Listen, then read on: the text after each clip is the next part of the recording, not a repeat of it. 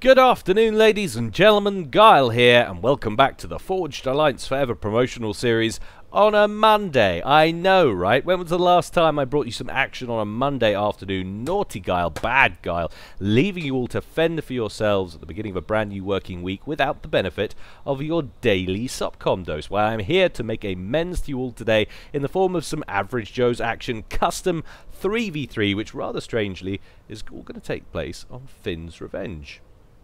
All should be revealed as we go over to the game zone and see how they're going to get on. So, of course, Finn's Revenge, the classic quintessential 1v1 map, has been augmented by the map gods in all of their infinite wisdom and splendor to encompass or incorporate two teams of three. We'll call this Team 1 up here at the top and this Team 2 down here at the bottom. Going first for Team 1 over here in mellow yellow, it's Blitz Malloy, or rather I believe that's Malloy of Clan Blitz. Of course, there's no need to have the clan tags in front of your name anymore because we have the tag system in the lobby. Plenty of players, though, yet to change their names. Anyway, he's going Aeon opening first land, mellow yellow, and to the rearguard air position back here, and of course the standard position if this was a 1v1 map. We have Axolotti, or Axolotl, or as we shall be referring to him for the purposes of this cast, Axo. Sounds a little bit like a brand of detergent, but I'm sure he won't mind. Anyway, he's misclicked and gone Cybrin, opening first land in baby blue. And just south of him, lastly, for Team 1, it's Double D 894. Sounds like an awfully large amount of large breastage. But anyway, he's going Hallyborange Orange, opening first land, going Aeon and strutting his stuff towards the middle. So Team 1, we've got two Aeon up front and a Cybrin in the rear where they like it. For Team 2 down here, also going Cybrin, it's Ceneri. I'm not sure if that's a he or a she. It sounds like a she, but I've offended so many people, I'm going to call him a he because it's much more statistically likely to be so. Anyway, he's going first land in Ferrari red. He's going second land, third land, fourth. He's just going land all day, really. And rearguard air position for Team 2. We're going to slow this up a bit before those two get embroiled in combat on the Eastern Causeway. We have Psycho, and he is going Cybrin as well, and Pontiff White opening first land but not going opening first air but not going super early aggressive with it, which is rather a peculiar decision. This is of course Average Joe's. Perhaps he hasn't seen my Facts About Factories video where I explain that they get that penalty for going Cybrin and first air at the engineer production rate because of the roll-off times. And last but not least, we have AFK, or as he's affectionately known to his friends, AFK in regal purple, going the mighty, illustrious and handsome UEF, opening first and second land. So there we have it. A little bit of com-on-com action kicking off meanwhile at the Eastern Causeway. Double D and Ceneri getting embroiled in some action, and a little bit of a run-by achieved there by Ceneri, and also a couple of units coming past from AFK, steaming straight towards the Nook and the inevitable engineer that will be waiting to be dispatched. That engineer is one of Malloy's.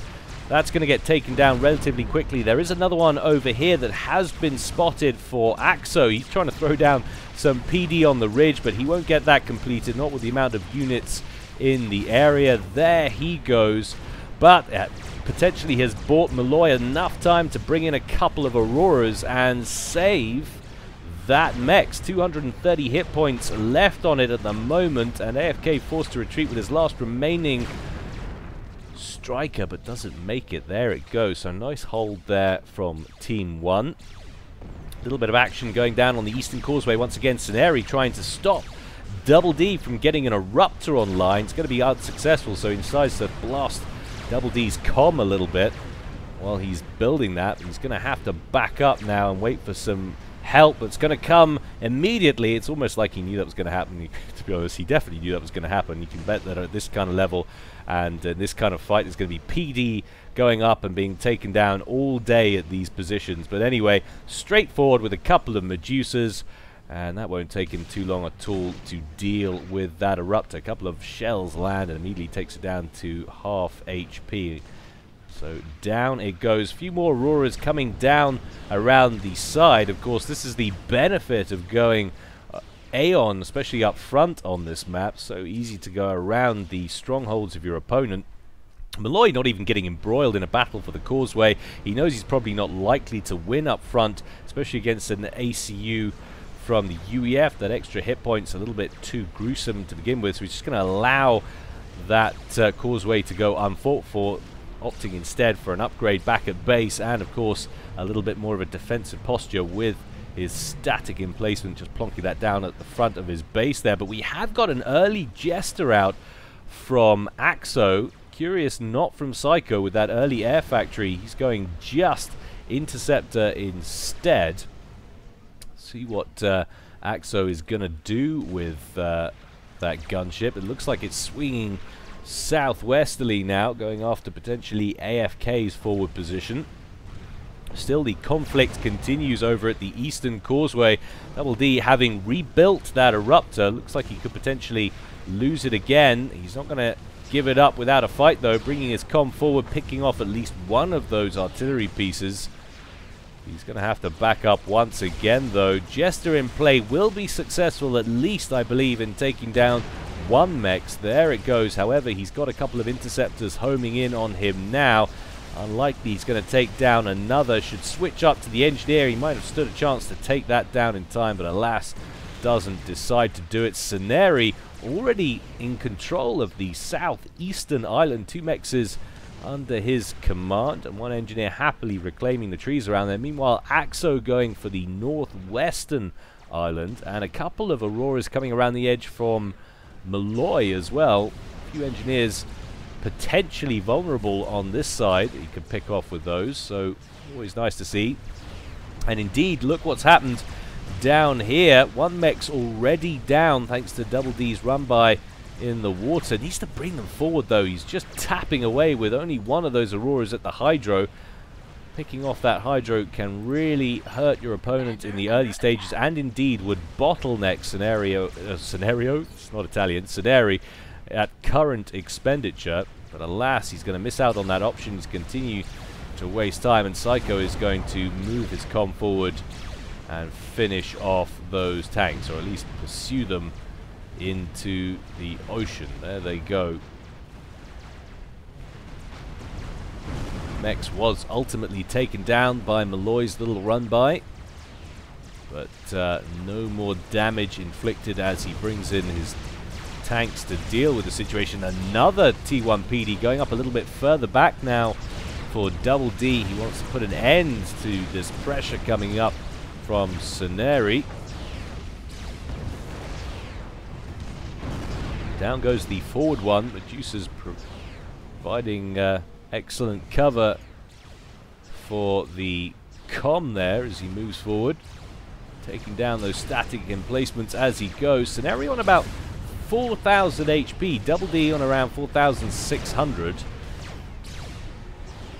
Taking a look at Eco so far, 25 for Psycho, who's running away with things a little bit here. 19 next for Malloy, who's in second place. Then we've got a 15 for Double D, 2 13s for AFK and Sceneri, and Axo well behind, which is strange for the rearguard air position, on just 11. However, that's going to change soon. It looks like he's going to grab the northwestern island unfought, and he's also down here trying to make a play on the southeastern island. He was trying to cap those mechs at first, but he's decided instead to get down here and potentially reclaim this engineer. There he goes, and that should grab him control that island at least temporarily. And now Blitz is coming forward, or sorry, Blitz, Malloy is coming forward, and that looked like it was the gun upgrade he was doing a little bit earlier there. Decent range on that puppy and rate of fire, so both gun upgrades he has on that ACU. There we go. And that is now a phenomenally large amount of power on Team 1's side of the pond. AFK going to move forward. I think that's probably quite ill-advised. He's not going to be able to do anything against that ACU with what he's got on the field. But Sceneri having to back off into the ocean there. 1,400 hit points left. Took a little bit of a battering on that last engagement. Double D is also backed off. He's on around 3,000 and standing a little bit further back, having a cigarette break. Why not? It's not actually banned on Finn's Revenge. They haven't implemented anything. A lot more liberal with their smoking rules. And mass air factories going up around the hydro at the back there for Psycho. But a modest investment in the air game from Axo, who's actually focusing potentially more on a naval game, which is quite interesting. First naval factories to even be started, and yet one of them is already online, and we have a sliver making its way south as we speak. If that could prove crucial later on. Now, large amounts of conflict going on at both of the causeways. Going to have to keep an eye on these two zones of conflict as the game progresses, and AFK getting an upgrade on the comm there, presumably tech or gun to try and counteract this push. Be a little bit late for tech. Might as well go gun and try and blap some of the T1 units that are sitting around here. Meanwhile, over at the east, Sonari is looking a little bit thin on the ground. Comm still in the water, 2,500 hit points so far.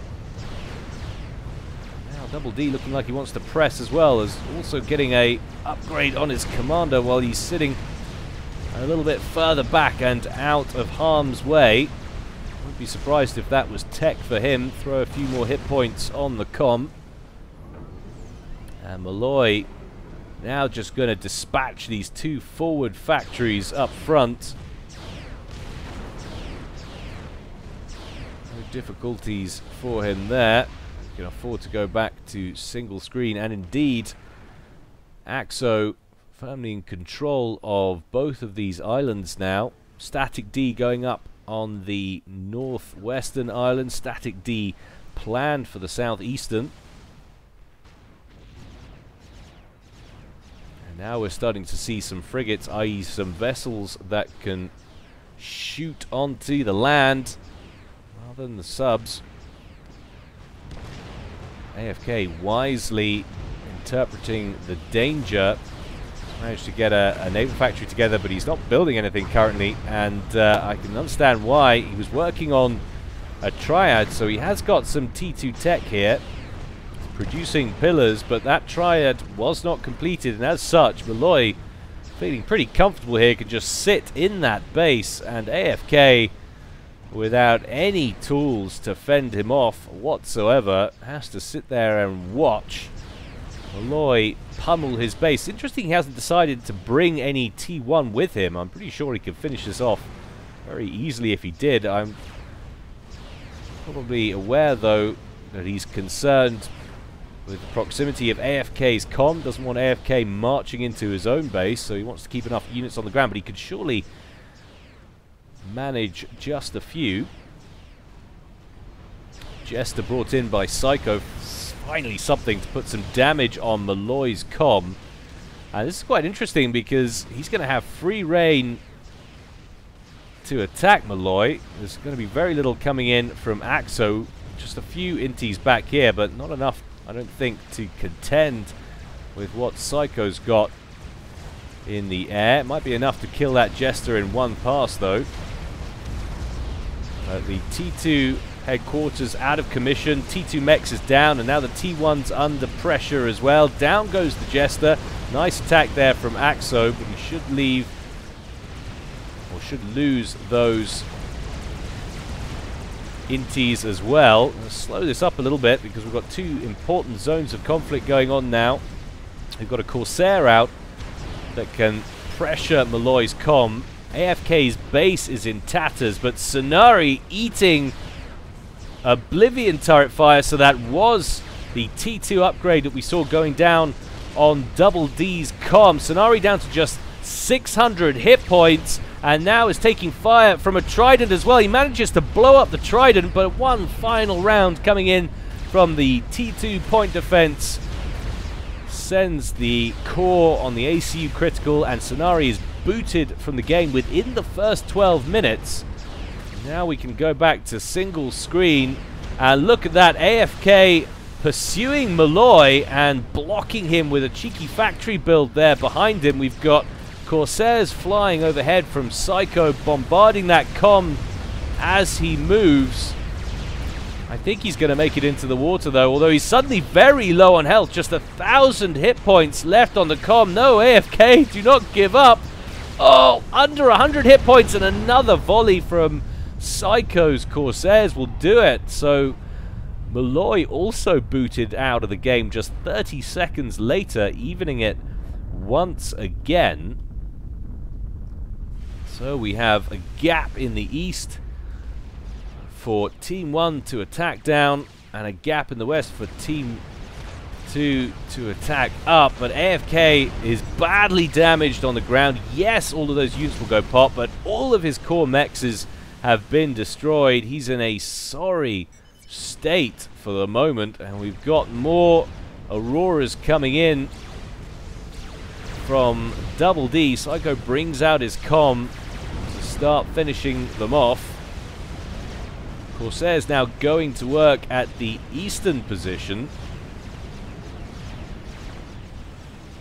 All Malloy had to do was stay safe, get into the water, and this surely would have been game for Team 1, but now it's opened up once again considerably. And AFK producing Tiger Sharks, presumably wants to get around the back here and take out these two naval facilities from Axo. The problem is one of them's T2 and it is nearly complete on a Salem. That destroyer will dispatch those subs with ease. And cheeky harassment going on from Double D. He's managed to get in right around the back, taking down yet another mechs for AFK, leaving him on just 7 mass per tick, compared to the others that are 25 and then 31 apiece for Psycho and Axo, the two rearguard air players. And Axo now, having completed the transition to T2 air, has a few Corsairs of his own on the field. And there's a lot of flak going up here at the front. Double D chucking one in the pond there. It's going to make life difficult for Psycho, who would have wanted to use those Corsairs to bombard this area. And now just more and more static D going up all the time for Double D, who nearly completed that unit of flak, but he's been a little bit scared by that previous Corsair bombardment that's just taken him down to 2,000 once again. Back into the water he goes,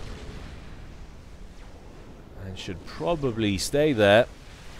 Corsairs coming in for Axo. As we hit the 15-minute mark in this game, quite a lot has gone on. I think it's an interesting map to turn into a 3v3, this one. Very close quarters combat. Double D with a large amount of Auroras on the field could make life very difficult indeed for Psycho, whose ACU is all the way over here. Just needs to bring that army down and threaten this base, and it is surely all over. And that's Salem, having dispatched those Tiger Sharks at the top, now free to push down and add problems to AFK, who's already having issues, struggling for eco so very badly.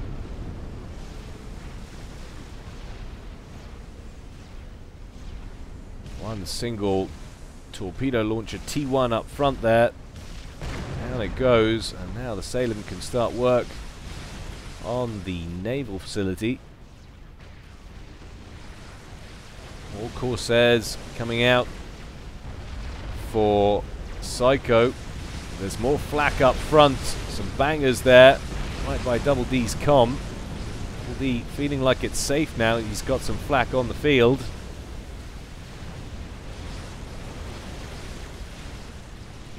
Still would advise caution. It's not like you have a lot of hit points on that comm, just 6,000. Corsairs can make a mess of you really fast, and it's enough time for them to get a few volleys off. One pass takes him down into the red, severely into the red, just 1,500 hit points, and a lot of them still alive. And this could have been a critical error from Double D. Down he goes in the nick of frickin' time as Auroras are piling on the pressure on Psycho's comm. He's down into the red. Will they go pop in time? That is the question. They are pursuing hard. But surely Psycho's bought himself enough time. Oh my god, this is going to be close. Nice overcharge into the pack. Corsairs come in to lighten the load and just about get rid of them. 600-700 hit points were left. But the problem is, look how well developed Axo is. 39 mass per tick. He's got T2 Navy, he's got T2 Air. He's recycling, reclaiming all of the mass around his teammates' bases. First order of business, this Salem needs to die. Decent alpha damage that those fighter bombers put out. Axo gonna need to knock a couple of cruisers out. There we go. One siren already on the way, but the Salem doesn't last long at all. Corsair definitely MVU for this game. Most valuable unit. AFK taking a lot of fire and not looking healthy at all. And he's going to go down. Where is Axo? That's the question. Axo went up in the explosion as well. So unbelievably, Team 2 win.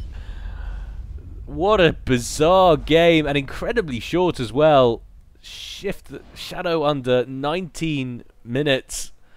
Well, very short one today, guys. I hope you enjoyed it. As always, more to come from me in the future. In the meantime, stay well and stay safe. This is Gyle, signing out.